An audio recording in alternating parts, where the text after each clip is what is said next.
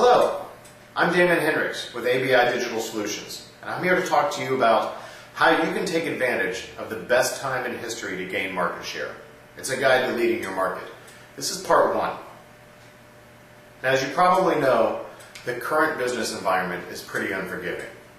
A corporation fails every 3 minutes. A company changes control every 15 minutes. 96% of all companies will fail within 10 years. And the reason for this is simple. There are so many products out there vying for your attention. 26,000 new products and brands are introduced each year. Now, the media has been talking quite a bit about the economy, the recession, and there's lots of numbers and statistics that people throw around. But sometimes the numbers will lead you down the wrong path. Let's do an exercise, if you will. I'm going to throw out some numbers, and if you could add them up in your head, let's see what we come up with. Let's start with 1,000 plus 40 plus another 1,000 plus 30 plus another 1,000 plus 20 plus another 1,000 plus 10.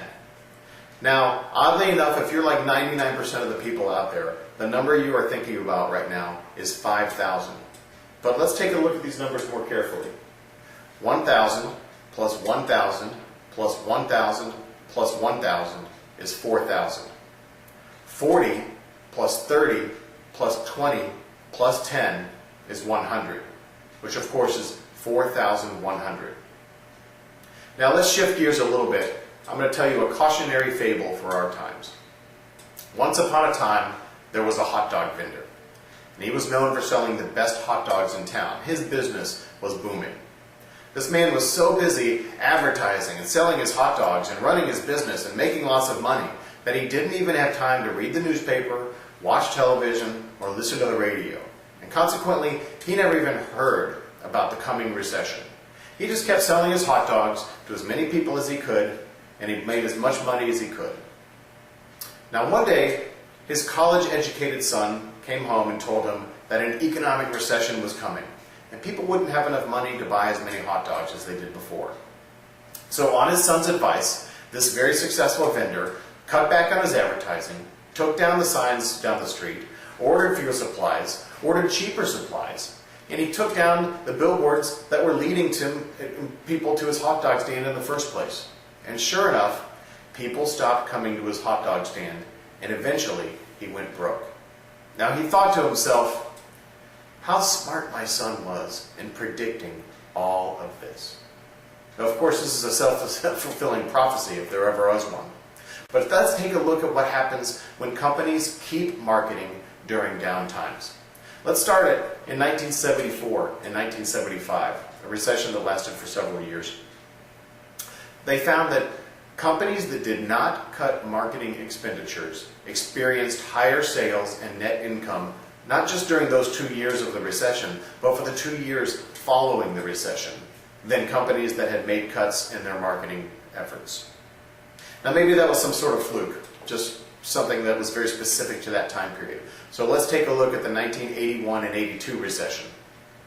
A study of hundreds of companies during the 1981 and 1982 recession showed that business-to-business firms that increased their marketing expenditures during that time averaged significantly higher sales growth both during the recession and for the following 3 years than those that eliminated or decreased their marketing efforts.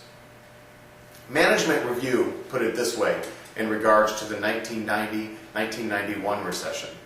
Quote, "The keys to gaining market share in a recession seems to be spending money and adding to staff. Firms that increased their budgets and took on new people were twice as likely to pick up market share." Now, why would this be? Because everyone else is spending less. Companies that maintain their marketing expenditures by default have a larger piece of the advertising pie. Companies that bury their heads in the sand by cutting back on prospecting while waiting for the economy to improve are leaving the window wide open for competitors to gobble up sales. I think Henry Ford put it very nicely and succinctly when he said, quote, "When everything seems to be going against you, remember that the airplane takes off against the wind, not with it," unquote. Harvard Business Review summed it up this way, quote, "Rather than wait for business to return to normal, top executives should cash in on the opportunity that the rival companies are creating for them. The company courageous enough to stay in the fight when everyone else is playing safe can bring about a dramatic change in market position." So, to be successful, all we have to do is advertise. I think we're done here. Thanks.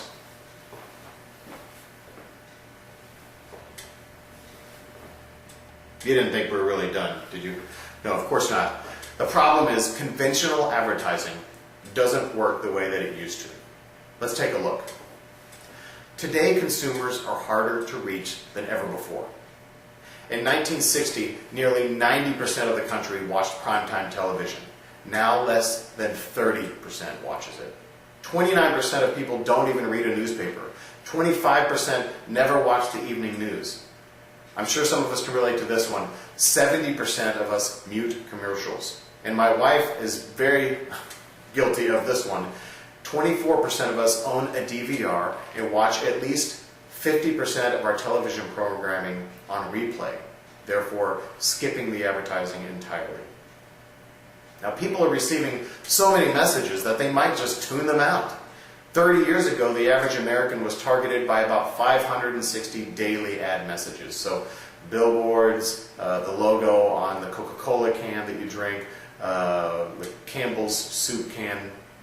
Today, the average consumer receives up to 5,000 commercial messages each day. And it costs more than ever before to reach these consumers. Let's take a look at U.S. newspaper circulation. In 1990, 63 million was the circulation figure for the U.S. newspapers. In 2000, it was under 60 million. In 2007, it was just over 50 million.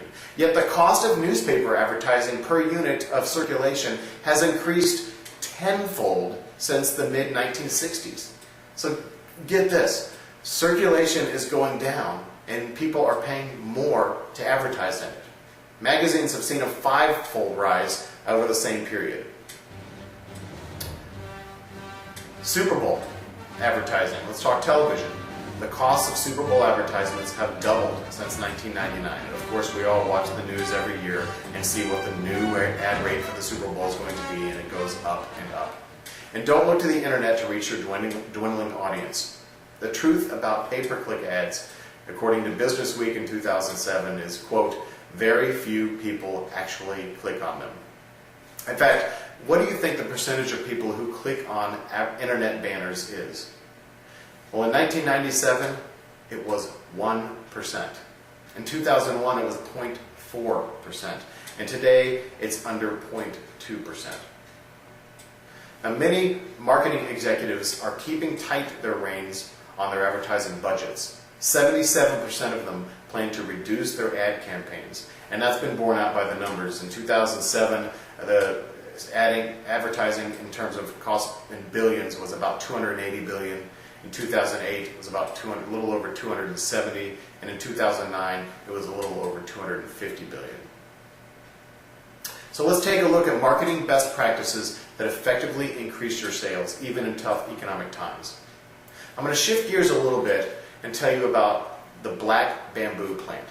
Now, the seed of the black bamboo plant must be watered and fertilized carefully almost weekly after planting.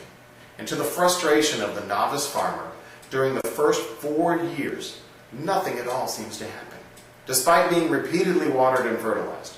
Then, during the 5th year, in the 6th month, the seed opens up and a stalk bursts through the ground. Within a period of 6 weeks, the bamboo grows to the majestic height of 20 feet. So the question is, what was going on for those first 5 years? The answer is, the bamboo was growing roots. Marketing is exactly like black bamboo. With consistent care and best practices, your marketing efforts can cut through the clutter and get you noticed. Next week, we're going to go into the details of what these marketing best practices are. Thank you for your time.